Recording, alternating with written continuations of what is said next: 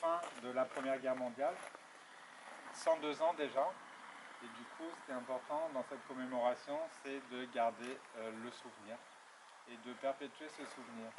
Et cette année, en fait, c'est un petit peu particulier, puisque ça fait juste 100 ans qu'il y a la tombe du soldat inconnu à Paris sous l'Arc de Triomphe. Et du coup, je vais vous lire la lettre de la ministre, Madame Darrieussecq, qui revient sur cet événement-là, puisque c'est le jour aussi où Maurice Genevoix entre au Panthéon. Donc,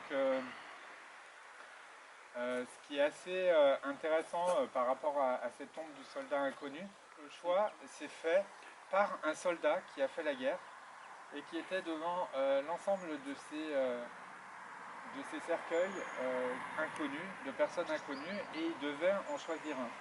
Et il ne savait pas comment le choisir, et donc j'ai appris qu'il faisait partie du 123e régiment, et du coup il a calculé rapidement dans sa tête, il a additionné 123 les titres, donc ça fait 6, et il a pris le 6e cercueil.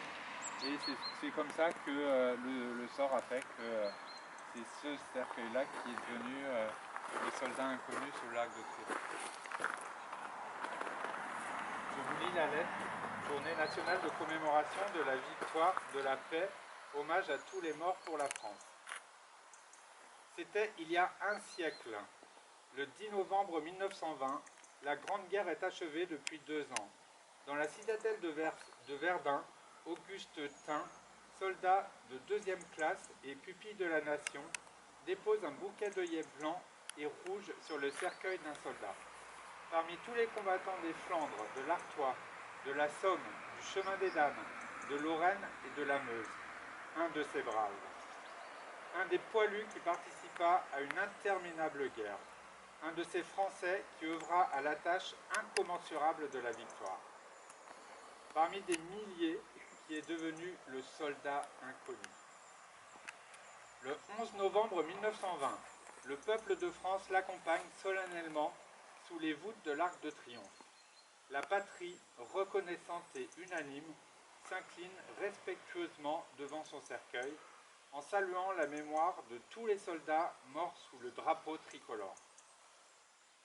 Cette mémoire vit également dans chacune de nos communes, dans chaque ville et village de France, dans chacun de nos monuments aux morts, dans chacun des cimetières de nos mémoires familiales. Elle vit dans l'œuvre de Maurice Genevoix, qui entre aujourd'hui au Panthéon. Le président de la République l'a souhaité en l'honneur du peuple de 14-18. Maurice Genevoix n'entre pas seul dans le temple de la nation. Il y entre en soldat des épargnes, en écrivain et en porte-étendard de ceux de 14, qui est son œuvre, principale œuvre. Il y entre avec ses millions de frères d'armes, ceux dont il a immortalisé le souvenir, l'héroïsme et les souffrances. Il y entre avec toute la société de la première ligne à l'arrière, mobilisée face à l'adversité et qui a tenu avec une admirable endurance. 8 millions de soldats combattirent sous les couleurs de notre drapeau, aucun d'entre eux ne revint totalement indemne. Des centaines de milliers furent blessés, dans leur chair comme dans leur âme. 1 400 000 tombèrent au champ d'honneur. Nous ne les oublierons pas. Inlassablement, nous les honorons. Chaque 11 novembre, la nation rend également un hommage solennel à tous les morts pour la France, ceux d'hier et ceux d'aujourd'hui. Chaque année, nous rappelons leurs noms.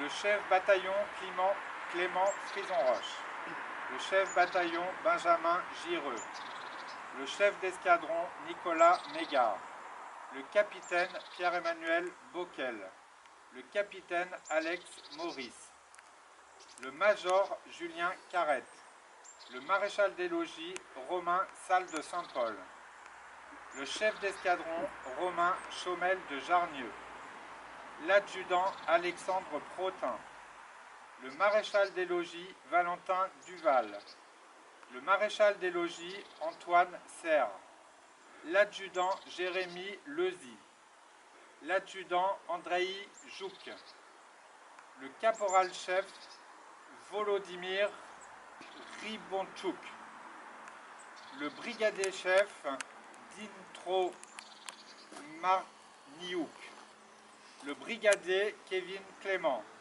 le brigadier Tojo Yassina Raza Fin Salama, le maréchal des logis Andy Fila, le maréchal des logis Sébastien Tixier, le brigadier Arnaud Volpe.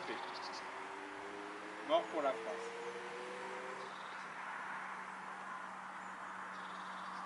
Voilà, pour conclure sur une minute de recueillement.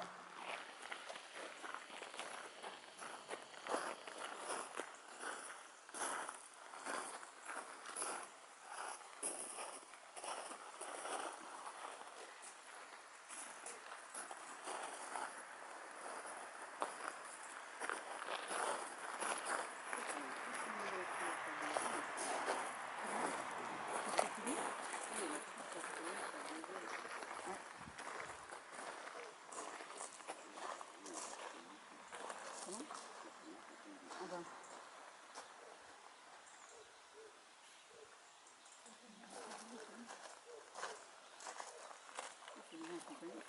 you.